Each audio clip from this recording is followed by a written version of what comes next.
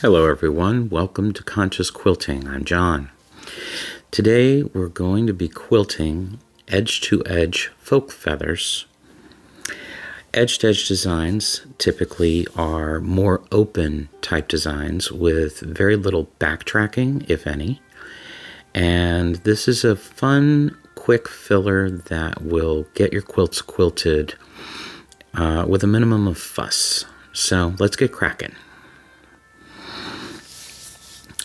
We're going to begin here with a simple curved line that ends in a curl. And then we're going to go back and double that line on the inside of the curl.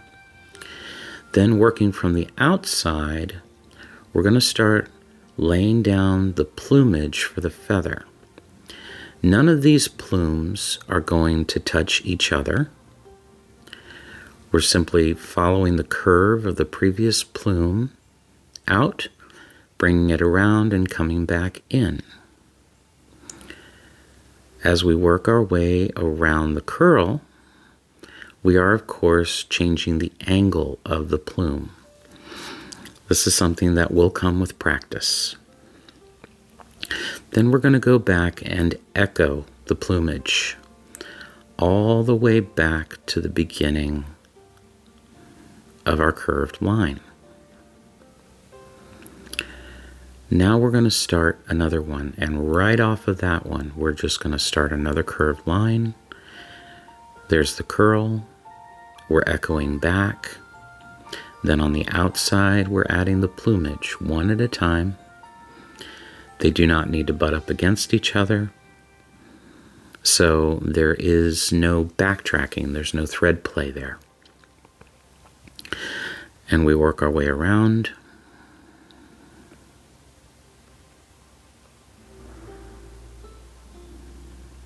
Getting smaller as we go inside of the curl, and then we come back out and we do our echo. Now, I only echoed a little bit of that one so that I could go on and start the next one. It is not necessary to echo the entire feather every time. In fact, you may only do that with the first feather that you lay down. As I'm laying out my plumage on this one, I am taking a few risks with filling the negative space next to it, and just kind of going around in some odd angles, and there's nothing wrong with that. It's really a question of filling the space and making sure that your edge-to-edge design looks fairly balanced. We don't want to leave any huge gaps in the quilt that are going to really stand out to the eye. So we want to fill that negative space, but we're still leaving the quilt room to breathe.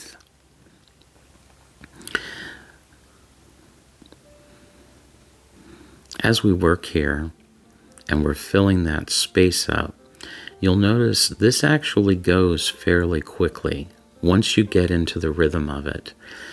You know, start slowly, but you can really kind of pick up your speed once you get the feel for how this feather builds itself out. The plumes are still a teardrop shape, just like they are in most feathers. However, it's kind of an open teardrop. You're not actually coming back and connecting with the original line. You're just coming close to it. So we're moving in, we've got our plumes, and we're coming back. We're just coming to the line. We're not really touching it. We're leaving a space. Again, we're doing what we can to leave space for the quilt to breathe. This is a very loose quilting design. It's a bit contrary to the work I tend to do in my quilts, but when you're working in edge-to-edge quilting, generally speaking, you really do want to leave that space and allow the quilt to be soft.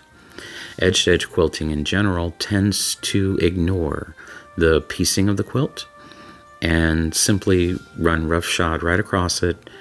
It's there as an accent to the piece, but it isn't fitting into any of the blocks or any of the piecing. It's ignoring all of that, and it's just going right across it.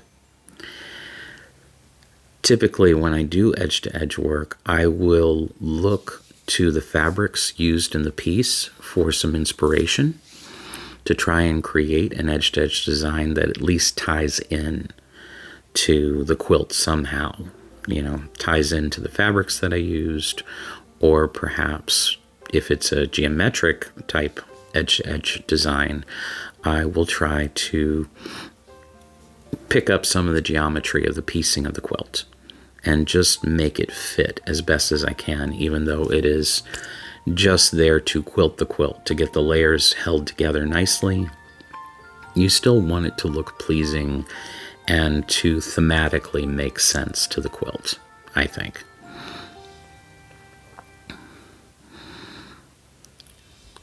Now on this one, I did much skinnier plumage, just because I wanted to mix it up a little bit, and I think that's a fun thing to play with in a quilt. It almost turns into an I Spy kind of maneuver, where you're changing up your design a little bit just to keep it interesting and keep it fresh. That also helps to keep your brain and your hands fresh. If you struggle with yourself trying to do the exact same thing over and over again, eventually you're going to start fighting with yourself about it. Whereas if you consciously decide, okay, some of these are going to have fat plumage and some of these are going to have skinny plumage, you know, it keeps you interested, it keeps you present, it keeps you engaged with your quilting, so you don't drift off into la-la land so much that, you know, all of a sudden you just get bored and your hands just go caca. We don't want that. So we're working our way around here, and you know, this is filling pretty quickly. This is not a huge piece, obviously, it's just for a sample. But you can see where, in a relatively short period of time, we cover a fair amount of ground. I'm going to show you at the end, you know, the finished piece, and then we're going to go back to the matching thread piece, and you're going to see those side by side. I do like working in matching threads for the most part. I'm more about the texture than about the thread standing out. Although I am really in love with this variegated thread. I think it's really fun to play with. But typically on, you know, a real live quilt, I will often just use a matching thread. That's going to cover a multitude of errors because, believe it or not, yes, there's a lot of errors in my quilting, just like in everybody else's, and I know it. So here we're going to zoom out, and then we're going to shift over here to a side-by-side of my original piece and the piece with the variegated thread. I hope you learned a lot from this, and I hope you enjoyed it, and I thank you so much for watching. Have a blessed day. Bye.